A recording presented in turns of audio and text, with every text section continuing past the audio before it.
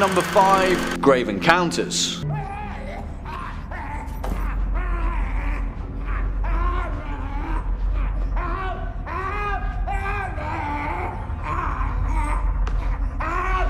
Now, you guys had a lot to say about this particular film in the first part of this series, and rightly so, because, put it this way, if every episode of Most Haunted was as awesome as this, then we'd have enough content to keep us going for the next few decades. Written and directed by the Vicious Brothers, aka Colin Minahan and Stuart Ortiz, Grave Encounters is a 2011 Canadian supernatural horror film that strikes at the vein of paranormal reality TV, which, as I mentioned previously, is a much needed antidote to the fan footage genre as a whole. We, as an audience, need to be able to suspend our disbelief when faced with such a personal depiction of horror. Again, it strikes the question, why are they still filming? Well, this film follows Lance Preston, the charismatic host of Grave Encounters, an infamous ghost investigation TV series, and his crew as they make their way through the abandoned mental asylum Collingwood Psychiatric Hospital. What plays out is a genuinely nerve-wracking classical ghost story. I'm not going to sugarcoat it, there's not much more to the plot other than the pursuit of the paranormal and the pains that come with it. But as far as that goes, Grave Encounters does it very convincingly, and it's jammed with some genuinely uneasy moments. So much so that the Vicious Brothers have extended the Grave Encounters series and developed quite the cult following in the process. Coming in next at number 4, Devil's Pass. Benson, come on!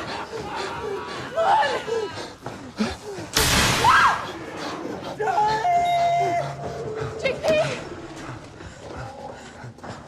Now, if you're aware of the Dyatlov Pass incident, then this film will definitely strike a chord as a terrifying adaptation of the notorious Unexplained Mystery. For those of you not aware with the mystery, the Dyatlov Pass incident was the unsolved death of 9 ski hikers in the northern Ural Mountains in 1959, in the then former Soviet Union. To this date, their cause of death is still undetermined, and the strange occurrences surrounding the Dyatlov Pass incidents has been the imaginative spark for dozens of conspiracy theories and paranormal tales. So as far as a horror movie goes, Devil's Pass draws from some pretty impressive source material. Directed by Rennie Harlin, the man responsible for A Nightmare on Elm Street 4, Devil's Pass follows the story of 5 college students who are determined to make a film about the Dyatlov mystery, and what plays out is an unnerving interpretation of the events that transpired. To be honest, if you're not a fan of conspiracy theories and government cover-ups, you might feel a bit bogged down with this film, but if you are, then Devil's Pass is a sci-fi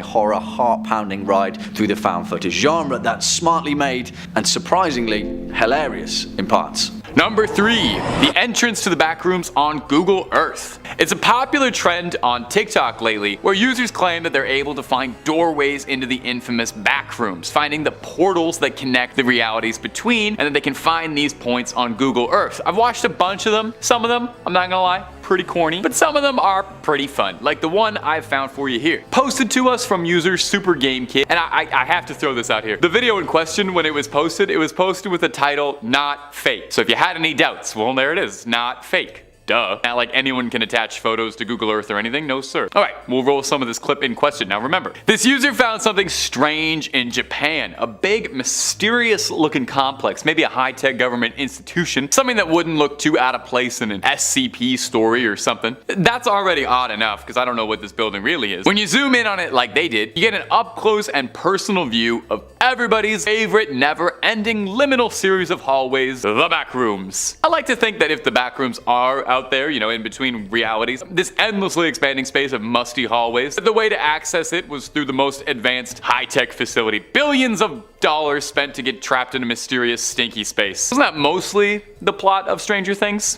Who knows what sort of research could be done on the backrooms? Who knows what sort of efforts have been made to reach them? You just try typing SV no clip 0. That's a little joke for you gamers out there. All I know is that it's not anything I'm looking to explore anytime soon, so I'm thankful for videos like this, where I can experience the backrooms from the comfort of my own reality with doorways and exits and an outside and everything. Number 2, death rooms. I think we've been getting a little tame with these videos. And I mean, that's sort of the nature of the backrooms, isn't it? It's more about the strange wistfulness that comes from a place that's familiar, nostalgic but unrecognizable, like a dream being described to you by someone else. A bit of an esoteric fear. But esoteric fear doesn't really make for good videos. YouTubers can make stupid thumbnails and the faces reacting to to about, so sometimes we gotta crank it up just a little bit while also meeting content guidelines. Much like the SCP Foundation, there's all sorts of contributors to the shared urban legend that is the backrooms. Some of them see the backrooms as a lot more hostile. Let's roll some of this recovered found footage from YouTuber ChuggoYT called The Death Walls. Whatever is going on in this clip is bad news bears and then some. We see it from the perspective of a couple of explorers donning hazmat suits, presumably from some super secret government institution you need Black Ops level clearance to even know about. Maybe the SCP Foundation? I could definitely see those guys getting involved in something like this. Whatever has happened though is absolutely horrible. We see the remnants of the investigation crew squished up against the walls. They had no clips set back to 1, not 0. They're wedged in between the back rooms. Their insides are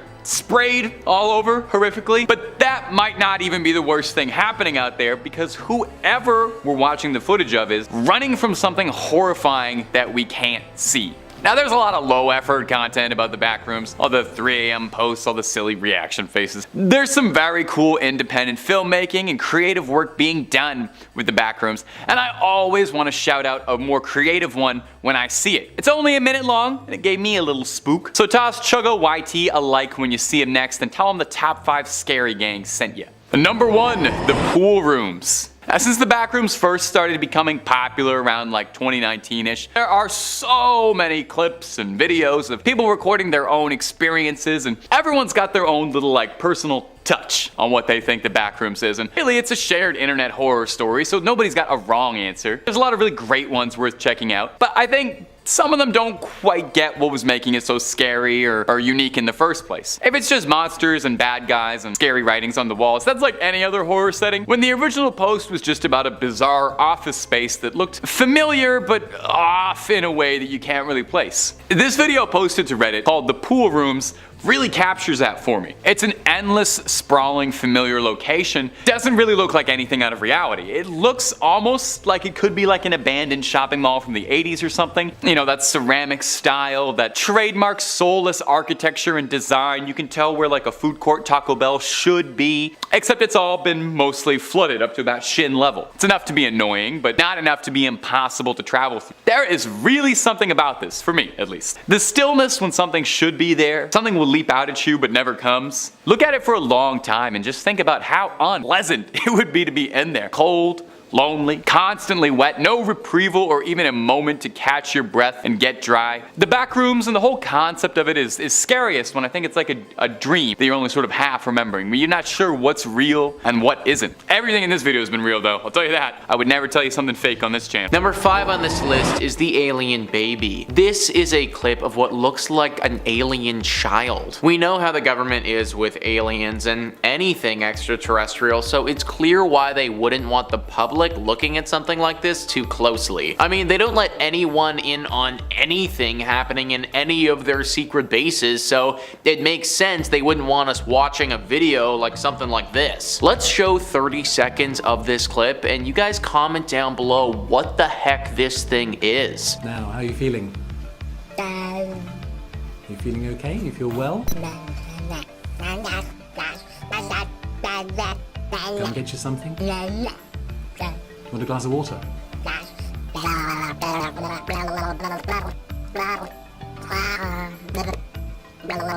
We're not really getting anywhere, are we, at the moment? Are you seeing something? Is there something you see over there? So very clearly that is not a human child. Now it's possible that could be an animal of some kind, but I have no idea what type of animal looks like that. That's why if I had to guess, we're looking at some type of alien creature. This is a really interesting find because it means that aliens might have children similar to how we have children. Obviously we don't know the process to how this baby came about, but the idea that aliens grow like we grow. That's important information because for a long time people have speculated on their reproductive process. To just assume that they grow like we grow would be ignorant on our part, but now this looks like some serious evidence. What I want to see though is a clip of this creature several years from now. What does this thing look like then? It doesn't look too threatening today, but you already know that it's gonna turn into something deadly most likely. Number 4 on this list is the Dinosaurs.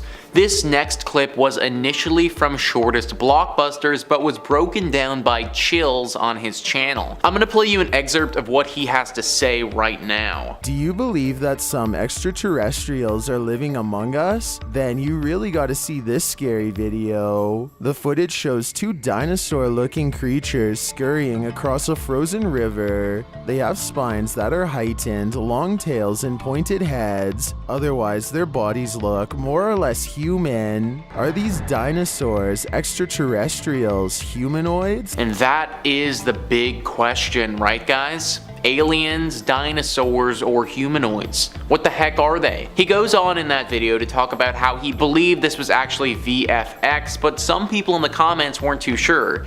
VFX could easily be the explanation, but it could also be used as an excuse. The government has chalked a lot of things up to VFX and CGI before, and some of that has turned out to be real, so why can't this? Aliens living among us, or other creatures living among us, has been talked about and rumored for a long time. We have had no definitive proof, but videos like this just keep getting released with no explanation. I wouldn't be surprised if in a few years' time, some real proof finally surfaces, confirming a lot of our suspicions about these creatures. Number 3, Lake Mungo. Okay, let's go back to another lesser known one with Lake Mungo. This one's an Australian feature, came out around 2008. Lake Mungo is a healthy, hearty dose of scares and thrills and heart-wrenching family drama. Horror and family drama go hand in hand like the girl from Hereditary and a stop sign. Too soon? That was too far? That was too far? That was too far. In Lake Mungo, we're in the perspective of Matthew Palmer, a young man who has been depressed and broken shortly after his sister's drowning shattered his family's well-being and mental health. However, Matthew begins to see signs of his sister everywhere, feeling her presence in the house with him, and mostly because he keeps seeing her ghost all around. He sets up a surveillance camera system all over their house and begins making a documentary about his experience hunting for his sister and closure. As the investigation as to whether or not his sister really is haunting them, Matthew ends up uncovering family secrets that were long thought buried and finds himself haunted by his sister's loss in a way much grander than any ghost story could. Now, what I really like about this one is pretty much right up until credits, you'll be asking yourself what's happening. Not in a confusing way, like an Inception sort of thing. It's just got a bunch of fun and clever twists that kind of keep you guessing the entire film, keep you asking questions. The film uses the medium well. It allows the audience to go on this journey with the family, where you're there with them and you're asking too what's happening, if it's really a haunting or if it's all just a sad family wanting to see their daughter one last time. It honestly ends up being really heartwarming in a bizarre way. You don't see a lot of horror movies that kind of get you right here, and without spoiling like too much, because I do want you to see it, unlike Hereditary, this one doesn't really have like a happy ending, but it doesn't have a horrifically sad ending. It's kind of bittersweet. It's genuinely very touching. So if you're looking for something to tug at your heartstrings a lot while also making your hair stand on end, you can't go wrong with Lake Mungo. Number 2 is Wreck. Maybe you've already seen this one because it was a smash hit commercially and critically, but if you haven't, man, come on, you really oughta. Wreck is found footage stuff at its best, putting you smack dab in the POV of the action, and it makes you feel like you're both part of this horrifying nightmare, but also kind of like you're like an FBI agent watching evidence recovered years after the fact in a dark room. Wreck follows a film crew that's recording something when they find themselves caught in a way bigger story. When a neighbor attacks someone and bites them, police quarantine off a building for an unknown reason, and you get to experience it all go down in first person as more and more people inside the building seem to be turning into something a little rabid, vicious, and more than a little undead. Wreck does zombies 28 Days Later style, with a pretty interesting twist that I won't give away if you still haven't seen it. They're fast, violent, and unpredictable, and it makes for a super entertaining movie watching the protagonists try and fend off a horde of undead in these really cramped, tight, claustrophobic spaces. There's a lot of excellent choreography work going on here to make sure everything fits in the frame, and the first person view of the camera really makes it feel like you are stuck in there with them too. If you let yourself get into it, you really have a good time with this one. Like, if there was ever really a zombie apocalypse happening, I think we could all agree there'd be gigabytes worth of cell phone footage to go through. So in a bizarre way, this movie movie about a zombie apocalypse feels oddly realistic. Even just outside of being a good found footage horror movie, Wreck is also just a super good zombie movie if you're into that sort of thing. They remade it into Quarantine for Americans a year later, but if you want my advice, skip the remake and just go for the original, and that is honestly true of like 99.9% of all horror movies anyway. Okay, before we get into number 1 properly, I wanted to cheat a little bit and break the rules of top 5. Don't tell anybody that I added some extras, but I wanted to shout out a few honorable mentions that I love that didn't make the cut. Blair Witch is gonna be the first one. The original, the sequels are all iffy. Number 2 is gonna be Troll Hunters. Really fun monsters. Yeah. Paranormal Activity, it's pretty good. It's not super my thing, but it's pretty good. And finally, wanted to shout out Host really quick. It's about a seance that happens on Zoom, just came out, very modern. Okay, there we go. So number 1 on the list is gonna be Creep.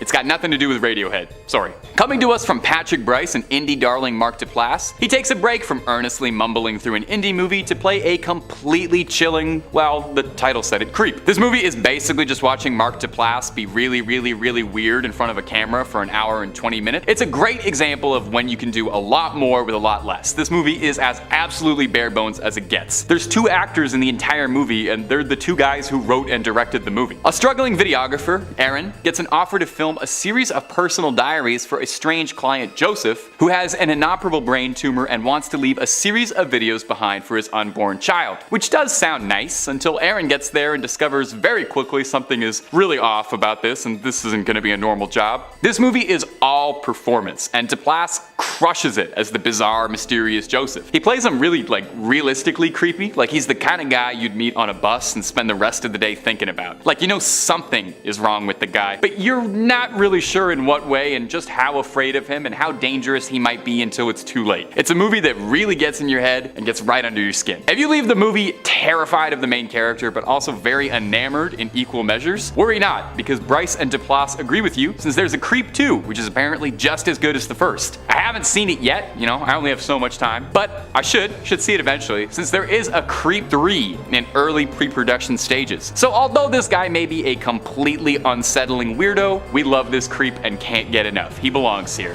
Number 5, The Blair Witch Project. I remember seeing this when I was like 10, and I'm not gonna lie, it kind of scared the shit out of me. It still does. It tripped me out, because back then my parents were like, oh, don't worry honey, this is made up, after every scary movie we watched. But this time they were like, was that real? My dad just sat there quiet thinking. I was scared. Because the whole production apparently did such an amazing job from top to tail of its release, making the audience still feel like it really happened. The Blair Witch Project is probably the most famous found footage movie ever made.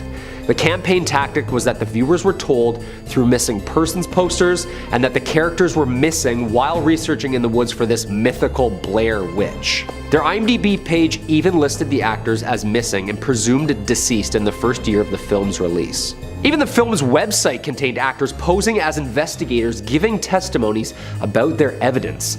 They even shared childhood photos of the 3 leads to add a sense of realism.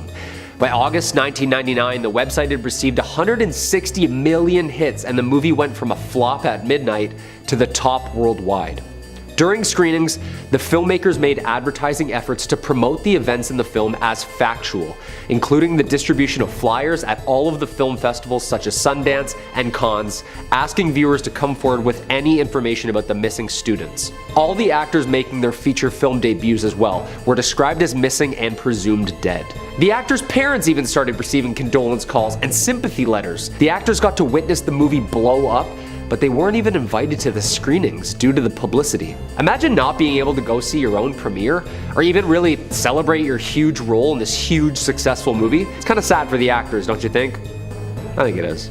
Number 4, The Bay. Of course, if you like what we do here on Top 5 Scary, throw us a thumbs up down below or comment which one of these real-ish movies scared you the most. The Bay is a 2012 American mockumentary horror film directed by Barry Levinson and written by Michael Wallach. The movie's basically about a small town getting infected with a contaminated water source that 2 oceanographers discovered in the bay without saying anything. After investigating fish being eaten from the inside out, they realize that the culprit is this tongue-eating louse creature that looks like the bugs from like Starship Troopers. Yeah, really scary. The movie came out as a result of a documentary Levinson was asked to produce about real problems facing the Chesapeake Bay. Although Levinson chose to abandon the documentary upon learning that it was already being covered by a huge news network organization. Levinson instead decided to use all that research to produce this horror film, which he hoped would shed light on the issues facing Chesapeake Bay. As such, when promoting the film, he noted that more than 80% of the film is real and actually factual information. Also, 80% is so real that it had to wait to be released and cleared first. What? Yeah, this was like a real issue, hence the confusion around the found footage. Apparently this nuclear disaster monster giant isopod in the bay aren't real, but the small isopods filmed are very real. You see a tight shot of the isopod, Levinson said. That's not CGI, that's real. We just pulled that out of the Atlantic Ocean.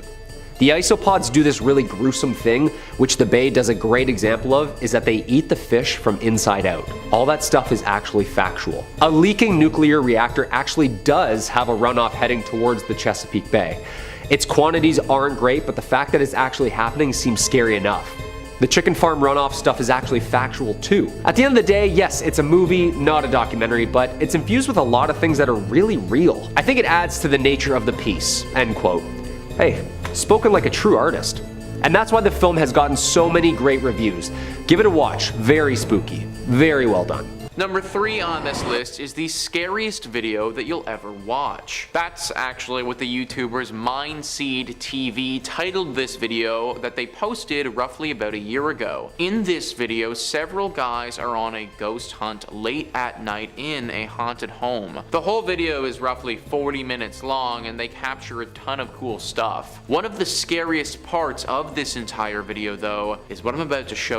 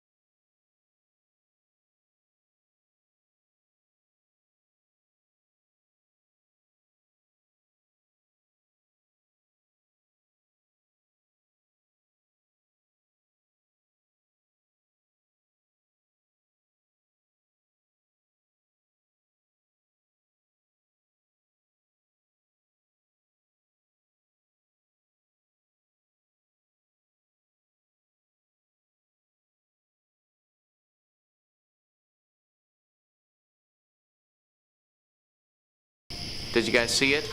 It was pretty fast, so I understand if you didn't. From behind the bushes of this man's home, there was a creature that looked very far from being human. Let's get a closer look at this thing, and you guys feel free to comment down below what the heck you think this thing is.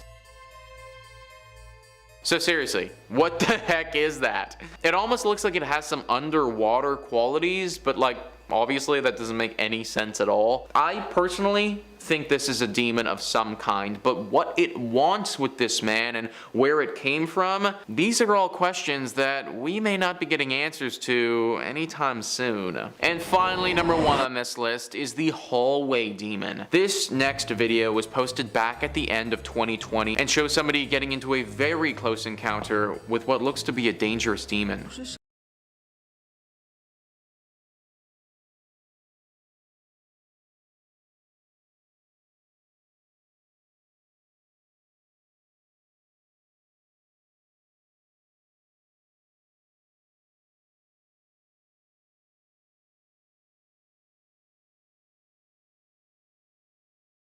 低着头呢？他是不是低着头呢？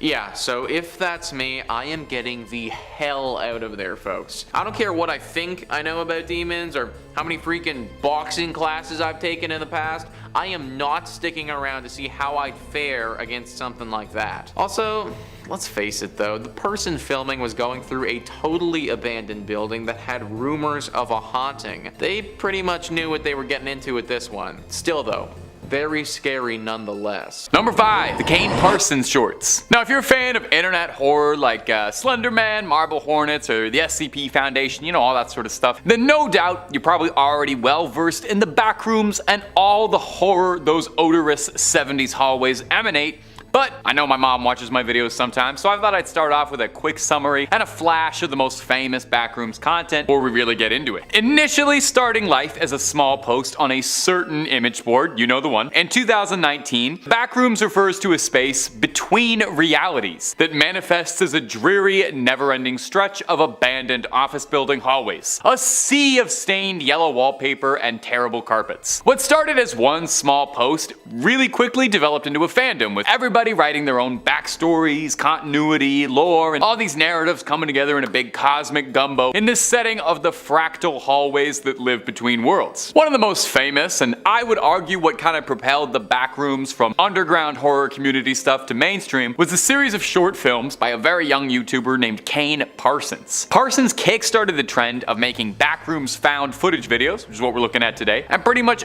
everything we're going to be looking at was inspired by what he worked on. It's fantastic stuff, honestly. Triply so when you learn that he was 16 years old when he made it. If you haven't seen any of them yet, I'd definitely say go check them out after this video. They're a great little bit of shoestring budget internet horror. The original video is probably the best little like microcosm of it. There's a bunch of them, but they're all well made. And if you really liked it and you think, hey, I'd enjoy that concept for roughly 90 minutes, I hope I can sit in a big room with 300 other people and eat some popcorn and do that. I got some fantastic news for you. A24 Productions is working on a feature-length script about the backrooms. It's going to be directed by Parsons with collaboration from James Wan, who, if you don't recognize the name, was the director of Saw and The Conjuring. Time will tell if that movie will be a total hit or a flop, but nonetheless, I think it's incredibly cool that an independent filmmaker is going to get to make a big horror movie before he can even legally rent a car. That's like so cool. And if you want more internet horror, you are in exactly the right place for it, because you can click through on our channel and see the hundreds upon hundreds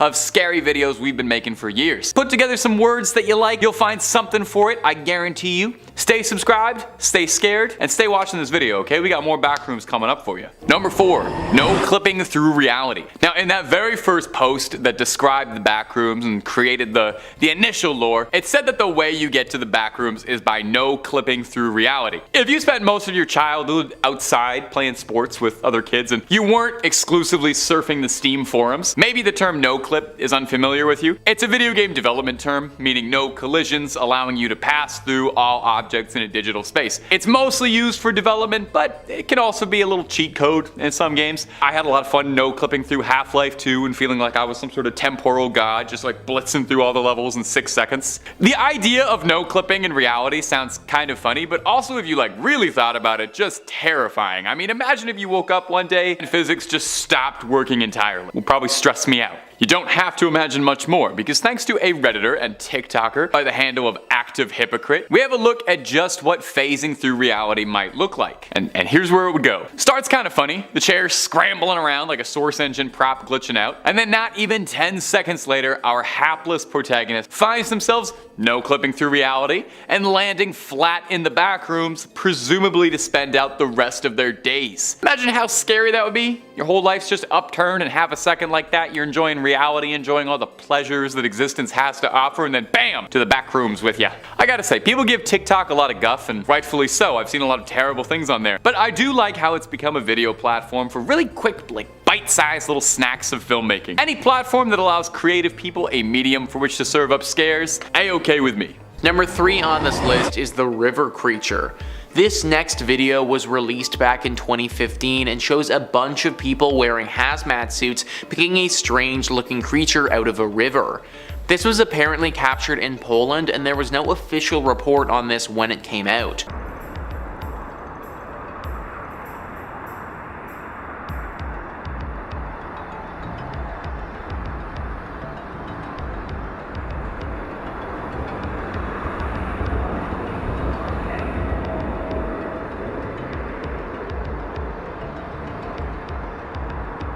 So as we can see, there is a bunch of people with hazmat suits picking up this weird creature from the river. What is that creature, and why do they need to be wearing these hazmat suits for?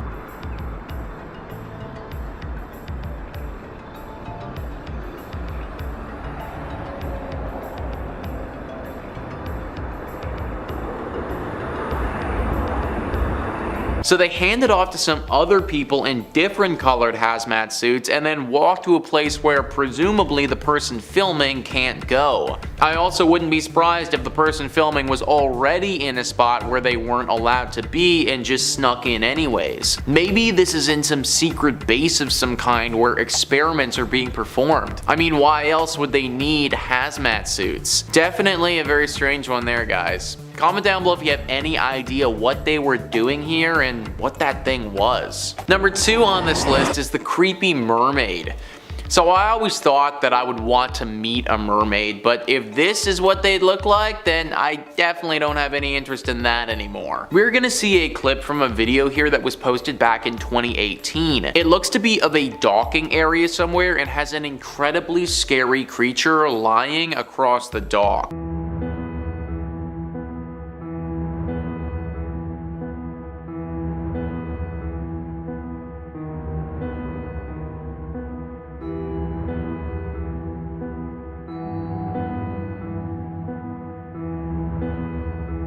So what the hell was that thing, guys? That is one messed up creature that is hanging around there. Maybe it got scared off by the camera and decided that it wanted to head back in the water after it spotted the person filming it. It had a tail kind of like a mermaid, but at the same time, there wasn't really anything human about this thing, so maybe it isn't connected to that at all. But if it isn't a mer person, then what sort of creature could this thing be, and why haven't we heard more about it? You have to imagine that if creatures like this are swimming around our waters, that the government, they'd be aware of this, but they haven't said anything about it at all. Who knows how many creepy things are in our oceans that we don't know about. And number 1 on this list is the creepy creature. The video that I'm going to show you was uploaded by Kane Music to YouTube on May 7th, 2021. It's a very short clip, only 15 seconds long, of someone investigating Japan using Google Earth and discovering something super creepy and weird. An unexplained object is going to be flying in the sky over top of a Japanese city. Let's roll the clip now.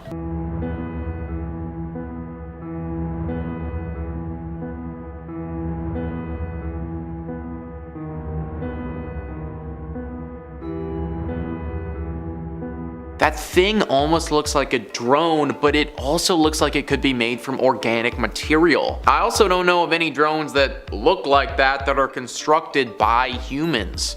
Could this be something from another planet that made its way to Earth undetected and is scoping out our world? I think everything is on the table with something like this, and some investigation desperately needs to get done. Comment down below what you think this could be and why nothing official has been released on it yet. Number 5, Spree. Coming in first on our list is the newest release and a new age classic that I think, give it a few years, will get the recognition. Spree. It was called American Psycho for the digital age, and I think that fits. Spree stars Joe Keery of Stranger Things and Joe fame, putting down the baseball bat and the hair gel and sitting behind the wheel of a rideshare service, playing a down-on-his-luck young man named Kurt who wants nothing more than to be a viral, famous social media star. Ah, very relatable. But in a sea of unboxing videos, react TikToks, let's plays, confession videos, hashtag challenges, apologies, and top 5 videos about horror movies, Kurt struggles to find any sort of audience for his content whatsoever and decides that the best way to stand out on the internet is to live stream himself snuffing his passengers he picks up in his rideshare app. Okay, you know, to each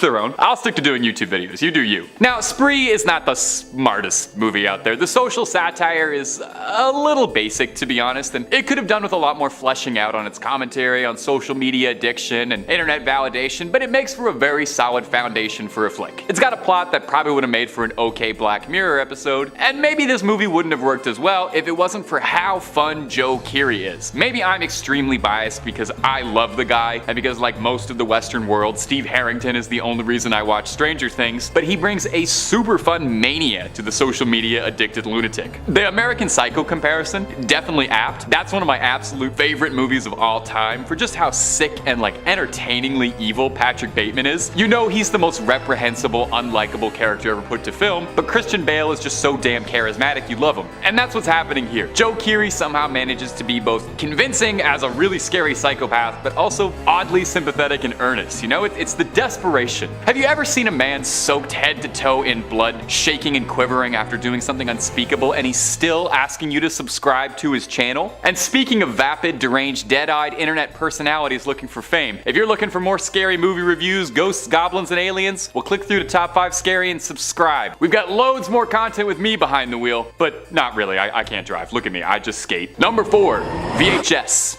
VHS eventually exploded into a mega hit franchise. I think there's like 5 or 6 of them, not even including spin-offs, but it all comes back to the daring original. VHS was a collection of horror movie shorts, all under the same theme of bizarre found footage horror, and the result is electric. It's like getting to sit at home for your own private horror movie film festival. Now, the collections of shorts featured were all directed by, at the time, fairly underground independent horror movie directors, but now looking back at it, it's like they've assembled a really impressive pantheon of rising horror legend. We got stuff from Adder Wingard, who gave us You're Next in the 2016 Blair Witch reboot, which was okay. We got one from David Bruckner, who would go on to direct The Ritual in the 2022 Hellraiser. And we've got T.I. West, who would make the A24 darling Pearl. So it's a film with nothing but wall-to-wall talent and creativity at their best. It also made the format of being an anthology movie like part of the plot of the movie itself, which I thought was very meta and juicy. A group of career crooks film themselves committing violent and vile acts, and hey, I wonder if they knew the guy from the first movie. And they are commissioned to heist a single object, a mysterious VHS tape. The guys break into the house and find the tape, and the movie is them watching it and then cutting back to whatever strange mystery is happening with the criminals. It's very inventive, it's very immersive, it's very, very cool. Now, all the segments are really cool, but I want to shout out the shorts Tuesday the 17th for being a very high concept idea for a horror movie I can't say I've seen elsewhere, and I can't even say too much without giving it away, but it uses the VHS format really fun. And another shout out for Something Strange Happened to Emily when she was younger. Again, very inventive. It's told exclusively through video calls and the internet, and it features a hearty dose of medical body horror, wild twists, and just like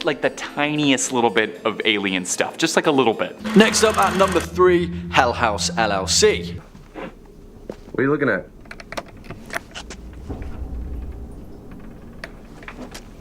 Holy got me, man. Alright, weirdo. I went into this film with zero expectations and was terrifyingly surprised at how bloody good it was. If you're a fan of the House's October build, which was featured on our first list, then you'll find all of the same tropes in Hell House, but with more emphasis on the documentary style meta world building that found footage is so well built for. This film kind of went under the radar for most people and was shipped directly to on-demand services, but what's surprising about this film is how well made it is for something that was never intended to be seen on the big screen. To be honest, Hell House never really strays too far from its driving paranormal mystery, and we're never fully given an explanation that diverges from the main cast perspective. But that's also why it kind of works. There's no exposition in this film at all, and that's the way it should be. And it convincingly captures the feeling of the unknown. By playing out as a slow crawl that gradually unravels in media res, what we get is a genuinely terrifying paranormal mystery that, if we suspend our disbelief, could just as well be real. Swinging in at number 2, The Taking of Deborah Logan.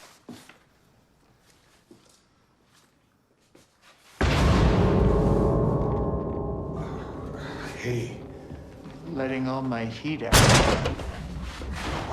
To be honest, this film could get on this list just for one scene in particular, and if you've seen The Taking of Deborah Logan, then you'll know exactly what scene I mean. If you've never seen this film, you've probably already seen the gif of it, because holy moly, that one's messed up. I don't say this lightly, The Taking of Deborah Logan is a really, really good horror flick, irregardless of the found footage genre. I think then that's part of the reason why it was dismissed. People were tired of the same old, and as soon as they heard the phrase found footage slapped onto it, they didn't give it the chance it deserved. deserved. But what they would have found is a convincing display of found footage horror at its best. Directed and co-written by Adam Robitel, The Taking of Deborah Logan follows a documentary crew who are making a research film on patients suffering from Alzheimer's. Their subject is Deborah Logan, an elderly woman with an aggressive form of the disease, but as the crew quickly realizes that prognosis is pretty far from being correct, and there's something much more sinister at work. One of my favourite parts of this film is Gavin, who after finding out that there's ritualistic murders involved, he just straight up quits on the spot and leaves. I love it, and we never see him again. He's just straight up gone, living his best life. Remember guys, if you ever find yourself in a horror movie situation, be more Gavin.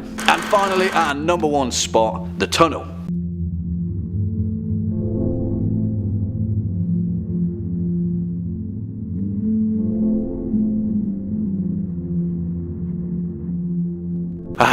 Holy moly, this film is ridiculously good. Equal parts thoroughly entertaining, convincingly made, and just straight up terrifying. Which makes it so much more impressive then that this is essentially a fan-made film, crowd-funded by selling individual digital frames for $1 a piece. Now, I will forgive most criticisms with this film, and to be honest, if you weren't a fan of the Blair Witch Project, then in all likelihood, you won't enjoy this. It is very unforgiving with its handheld sequences, there's a lot of disorientating shots, but I don't know about you, that's exactly what I want in found footage horror. I want to feel like I've stumbled upon a tape that shouldn't be seen. It's the reason why I believe found footage horror can be so effective when it's done right. It's not entirely what we see, it's the small moments of chaos that force our imagination to fill in the gaps. On top of that, we have an extra layer of exposition from the documentary sequence, allowing us to witness how the imminent threat ahead has already affected the survivors. What we get is a terrifying display of claustrophobic horror that seriously is edge of your seat stuff. Give this one a watch and then let me know your thoughts in the comment box down below, and maybe we'll have enough traction to pull off a part 3. Number 5 on this list is the Reversed Demon. This demon clearly took some gymnastic classes when they were alive as a person, because they're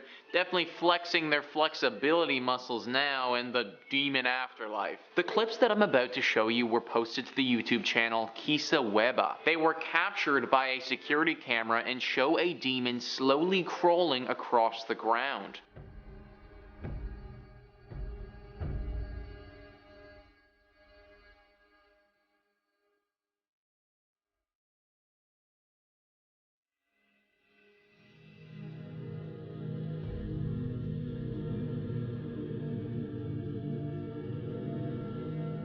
So as we can see, that demon is just slowly meandering along, minding its own business. Now, you may think that this is the end of the story, but it's actually not, because that thing was caught on another security camera in the area a little bit later. Let's take a look at that.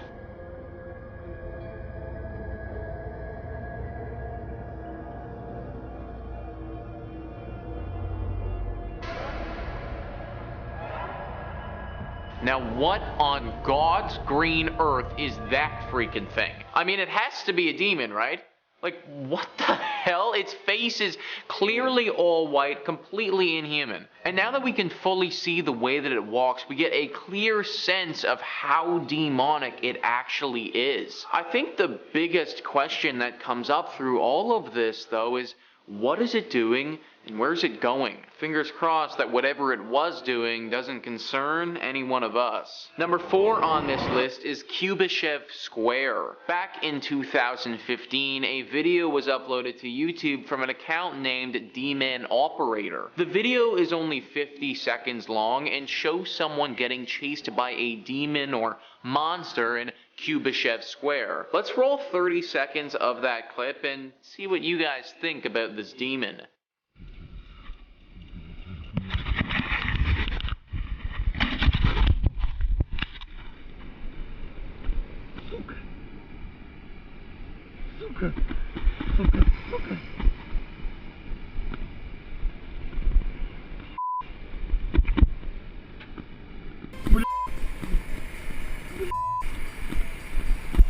So the man gets into the park, and just to the left of him is this completely demonic looking spider creature. It's slow out of the gate, but then it starts coming after him. The final 10 seconds of the video is going to show this thing get really close to him and then spit what looks to be some green toxic fluid out at him. Let's roll that now.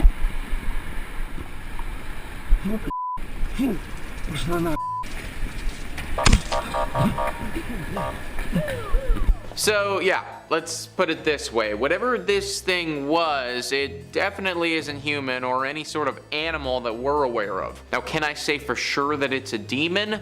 No, I can't, but I can say that it definitely looks very dangerous. Watch your back, everybody. This thing came after this dude in broad daylight in the park. In third place, we have the elusive White Lady of Union Graveyard. Some believe she is Harriet Seeley, whose young son passed shortly after being born, and Harriet herself passing soon afterwards. Legend believes she may have died in hopes of finding her son, and still wanders their final resting place searching him out. While others believe she is the ghost of a woman from the 1940s who killed her husband and later herself and is doomed to wander the graveyard. You tell me which one you believe. Her physical description is the one thing that remains consistent. She is a young woman wearing a white dress with dark hair. Thank goodness I'm not wearing white today. It seems as if she enjoys scaring the daylights out of the living, which, hey, my kind of gal. Many who have witnessed her believe they have almost hit her with their vehicle, only to find no trace of her once they pull over, while others claim they have often seen her hovering slightly above the ground around the cemetery, going back and forth amongst different gravestones.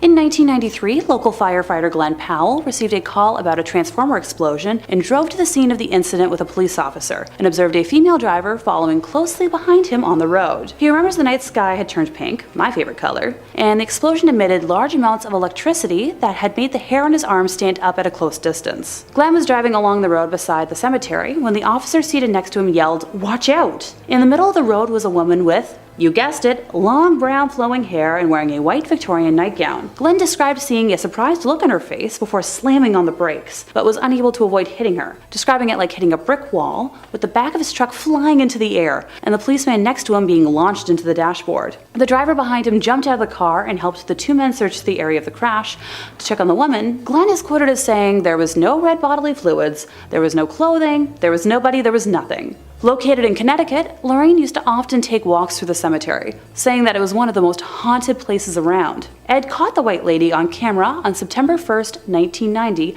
at 2:40 a.m., his 7th night in a row of filming at the cemetery, determined to have footage as proof, and we can show some of that footage to you now. He described dark figures surrounding her, shapes that he said were wood ghosts that seemed to jump on her while they all argued. In second place, we have the Amityville Horror. On November 13th of 1974, Ronald DeFeo Sr., his wife, and 4 of their offspring, Dawn, Allison, Mark, and John, had their lives ended by a firearm inside their home in suburban Amityville, New York. And at the time, homicide detectives claimed it was the largest number of victims in a single slang on Long Island. The deceased were found in their nightclothes and were shot in the back, apparently while they were asleep. There were no signs of a struggle inside the home, where a sign hanging outside the main entrance read, "High hopes." Sure. The killings were reported by the only surviving member of the family, the oldest son, Ronald. He told the police that he arrived at the home shortly after 6 p.m. but found the front door locked, so he crawled into the house through a window and stumbled across the icky scene. He later confessed that he had ended the lives of his family around 3:30 a.m., acting out the scenes for detectives as he described how he took out his family one by one, with the weapon eventually being found in Amityville Creek. Ronald's trial began in October of 1975. His defense attorney, William Weber, tried to make a case that the defendant, who allegedly heard voices, was innocent by reason of insanity, but the court eventually sentenced him to 6 concurrent 25-year to life sentences. Try saying that 5 times fast. Eesh. A year later, the Lutz family moved into the now abandoned home, and that's where this goes from simply tragic to much, much more. Most of the DeFeo family's furniture was still in the house, because it was included for $400 as part of the deal. You know what, I'd take that deal too. A friend of George Lutz, the father of the family, had learned about the history of the house and insisted on having it blessed, and at the time, George was a non-practicing Methodist and had no experience of what this would entail. Kathy, the mom, was a non-practicing Catholic and explained the process to him. George knew a Catholic priest named Father Mancuso who agreed to carry out the house blessing. He arrived to perform the blessing while George and Kathy were unpacking their belongings on the afternoon of December 18th, 1975, and went into the home to carry out the rites. When he flicked the first amount of holy water and began to pray, he heard a masculine voice demand that he get out. When leaving the house, the priest did not mention this incident to either George or Kathy until December 24th, when he called George and advised him to stay out of the second-floor room where he had heard the mysterious voice, which happened to be the former bedroom of Mark and John DeFeo that Kathy had planned to use as a sewing room, but the call was cut short by static. Following his visit to the house, the father allegedly developed a high fever and blisters on his hands, similar to stigmata. At first, George and Kathy experienced nothing unusual in the house, but the horrors that happened over the next 28 days were awful for the Lutz family, bearing witness to slime pouring out of their walls, strange odors throughout the home, and George would wake up at 3:15 every morning, which is right around the time Ron DeFeo carried out his original crimes. A garage door would open and close on its own, an invisible spirit knocked a knife down in the kitchen, a pig-like creature with red eyes was reported staring at George and his son Daniel through a window. Also, Kathy and two of her children experienced bouts of levitation while trying to sleep. The footage we have from this heinous month is of a boy with glowing eyes, believed to be the spirit of the late John DeFeo. By mid-January of 1976, after another attempt at a house blessing by George and Kathy, they experienced what would be their final night in the house. Now, the Lutzes were never able to give a full account of the events that took place on this occasion, describing them as too frightening. After getting in touch with Father Mancuso, the Lutzes decided to take some belongings and stay at Kathy's mother's house in nearby Deer Park, New York, until they had sorted out the problems with the house. They claimed the phenomena followed them there, describing greenish-black slime coming up the staircase towards them. Yeah, no thanks. And finally, in first place, we have footage of an American exorcism. While the video is blurred out on YouTube to protect the identity of the poor girl, I personally think it's up there as one of the most frightening things I've ever seen. At an hour and 20 minutes long, it depicts a Catholic bishop in Connecticut attempting to converse with a demonic entity that has possessed the body of an innocent young woman, while her family restrains her. Ed and Lorraine were the ones to alert the church to the possession after meeting her during an audience chat session that was held at the conclusion of one of their public presentations. During portions of the exorcism when prayer is done, you can hear the demon acting wildly, and it originally refuses to give its name, both of which are quite common in cases of demonic possession. Eventually, we learn that there are 4 demons possessing our victim, with one of them identifying themselves as Robert, which happens to be a name associated with the son of Satan. Kicking off at number 5, the Macpherson Tape, 1998. Kurt, they're on the roof. Kurt, what are we gonna do, man? We're on the roof. Oh, close the flue. Also known as Alien Abduction Incident in Lake County, the Macpherson Tape is an incredible display of science fiction horror done well, in a time when the found footage subgenre was just finding its feet. I'll be honest with you guys, when I first saw the Macpherson Tape as a kid, when it was broadcast as a straight-to-TV film, I thought it was actually real. And I wasn't alone either, because when it originally aired on UPN on January 18th, 1998, hundreds of people called in to verify that it wasn't actually portraying real-life events. So much so that the Lake County Sheriff's Department had to release a statement reassuring viewers that the events didn't take place. The Macpherson Tape centers around a family of the same name who have gathered together for Thanksgiving at their lake house when things quickly and mysteriously go wrong. As usual, I don't want to spoil any plot points for this film because it's definitely worth a watch, but if you're terrified of the thought of little green men roaming around your house at night, then you'll definitely be a fan of this film. Coming in at number 4, The House is October Built, 2014.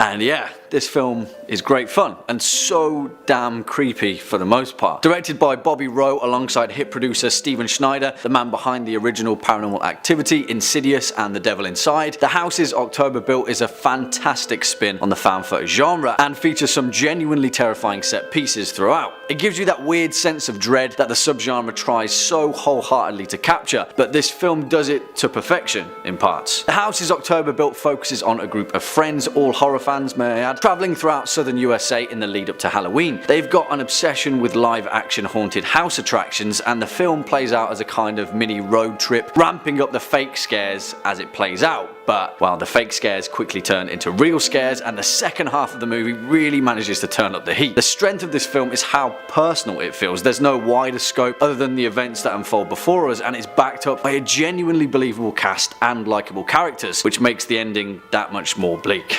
Give it a watch. Number 3, the Poughkeepsie Tapes.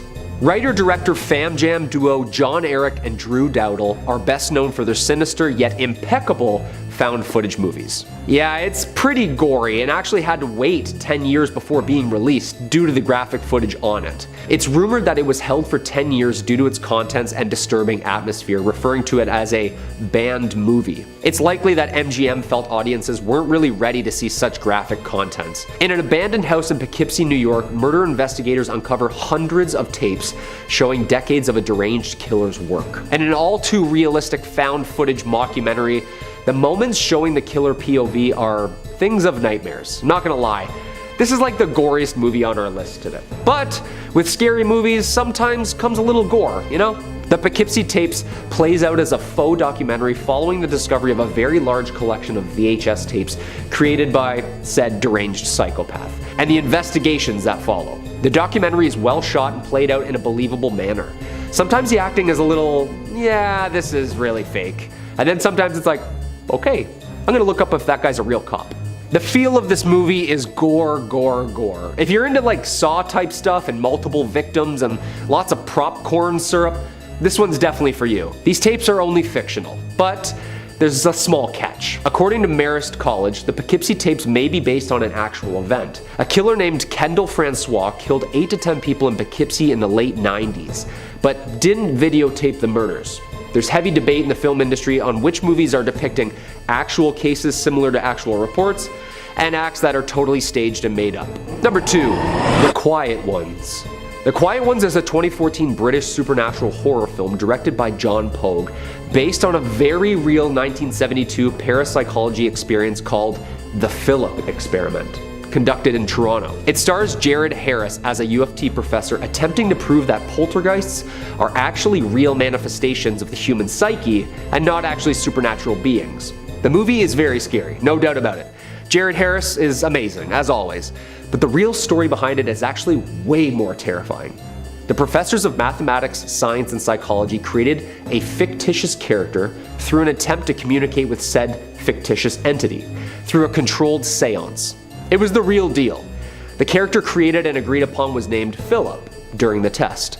His fictional backstory coincided with real historic events and places, but with multiple contradictions and errors. They said he was born in 1624 in England, had an early military career, knighted by 16, in the English Civil War, and eventually dying at the age of 30. The group was seated around a table via a lecture, with initial seances yielding no contact, no communication, and no phenomenon. The professors then dimmed the lights, fully leaned into the seance, changing the environment.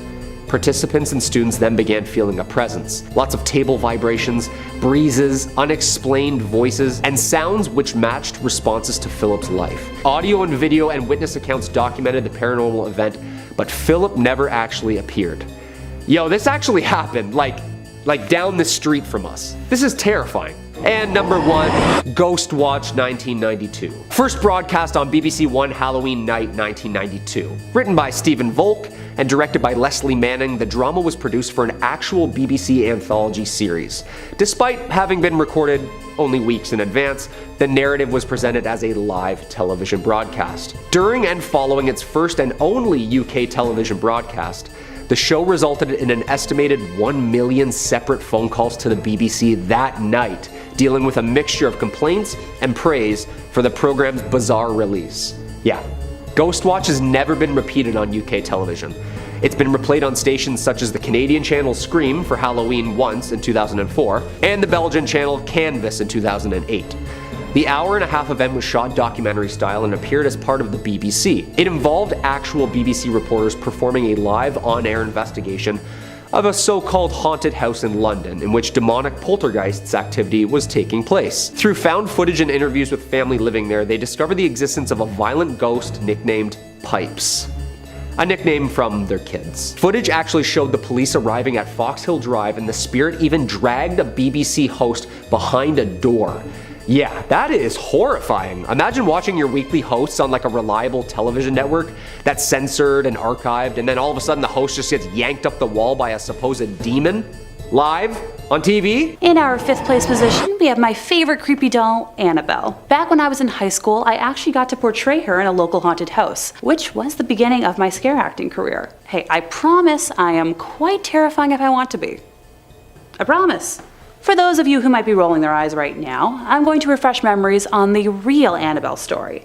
So feel free to cozy up and listen. Donna and Angie were student nurses and good friends who had decided to room together while in school. And for Donna's 28th birthday, her mom had gifted her a very large Raggedy Ann doll, something she was thrilled about. Personally, I'd react the same way. Let the record know that I'm always down to accept gifts of dolls or plushies. Soon after adopting the precious doll, Donna started to notice some weird behavior. She would leave Annabelle in her bed every morning behind her locked bedroom door, seating her the same way with her arms and legs crossed, and would come home at night to Annabelle having moved rooms and in positions that weren't possible. She's described a few instances of the doll kneeling, and speaking from experience, stuffed dolls can't kneel without falling for more than a few seconds. Donna and Angie then started finding notes left throughout the apartment, written on parchment paper in red pen. Two things they didn't own. When Donna's boyfriend Lou started criticizing the doll, unexplainable handprints and scratches began appearing on his body. And that's when the girls made the decision to call a priest, who then brought in the Warrens. They were able to calm down the entity enough to remove it from the home and transport her to their museum, where she resides to this day. Now, the footage I'm talking about here is from the visitors who have visited Annabelle in her current residence over the years. If you look closely, you can just see the energy that's alive in her. Also, if she was never removed from her box until like the last few years, how is she able to change position ever so slightly from one video to the next? You tell me here. In fourth place, we have footage from a Buddhist exorcism. Known as Parita, which can be translated as protection or safeguard, it refers to the Buddhist practice of reciting certain verses and scriptures in order to ward off misfortune or danger. The practice of reciting or listening to the Parita suttas began very early in the history of Buddhism. The Mahavamsa contains the earliest historical reference to this practice, describing how Upatissa I instructed monks to recite the Ratana Sutta throughout the night during a period when Sri Lanka was afflicted by plague and diseases. In the Pali literature, these short verses are recommended by the Buddha as providing protection from certain afflictions. The belief in the effective power to heal or protect of the Sakakariya, or asseveration of something quite true, is an aspect of the work ascribed to the Parita. It is also widely believed that all-night recitations of Parita by monks bring safety, peace, and well-being to a community. Parita discourses can be recited at events like a funeral or on the death anniversary of a loved one, and can also be recited to placate antagonistic spirits. In 1987, Ed and Lorraine took a trip to Japan to offer their expertise in some cases that were ongoing in different parts of the country, with one of their stops being to a Buddhist temple. Describing everyone they encountered as lovely, Ed and Lorraine were shocked when they came upon not one, but two people under possession. Ed described one as being under the influence of a snake demon, as they slithered around the floor constantly with their tongue darting in and out of their mouth. The possessed people were blindfolded, so the demons couldn't witness the rites, as the Buddhas went through the rituals and chanted around them. After the spirits were cast out, a bonfire was built to help guide them towards the afterlife. The footage we see is from a later round of prayers, which was held because one of the sets of spirits refused initially to depart from her attached soul. You can hear Lorraine attempting to guide the spirit out with the aid of a translator, coaxing Teresa to go on to the light and fly away, that her family was no longer here. Next up at number 3, Noroi, The Curse, 2005.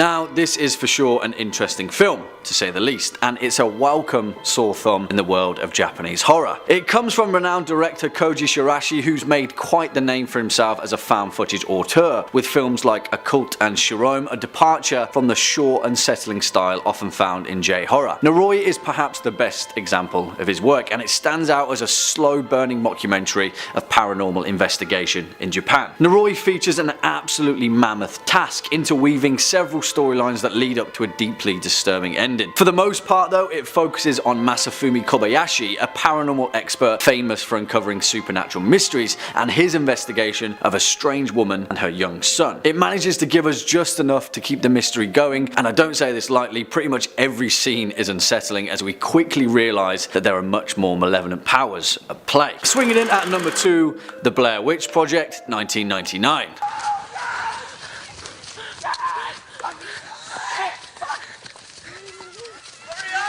I'm coming! My boots aren't laced! And you just knew this one would make this list, didn't you? Of course, perhaps the most famous found footage horror film of all time, and many people's first horrific dive into the subgenre. The Blair Witch Project is an awesome horror film, I'm gonna say it, and the impact that it had on the genre as a whole can't be denied. The reason that the Blair Witch Project is so damn good is because it managed to pull off exactly what terrifies us, a stark reminder that what really scares us is the stuff that we can't see, especially in a time when horror cinema was trying its hardest to deliver full frontal fear. Again, like with the Manson Tape, the Blair Witch Project relied heavily on viral marketing. Even a year after its release, the three actors, Heather Donahue, Joshua Leonard and Michael C. Williams, were listed on their IMDb pages as missing or deceased. The film's creators, Daniel Myrick and Eduardo Sanchez, made huge strides in creating a working mythology for the film, drawing on 18th century folk legends to fabricate their own occultist backdrop, hinting to the viewer that perhaps there was some truth to the events of the film. In essence, it's what makes found footage horror so good when it's done well, an uneasy mix between horror fiction and horror fact. And finally, at our number one spot, The Borderlands 2013.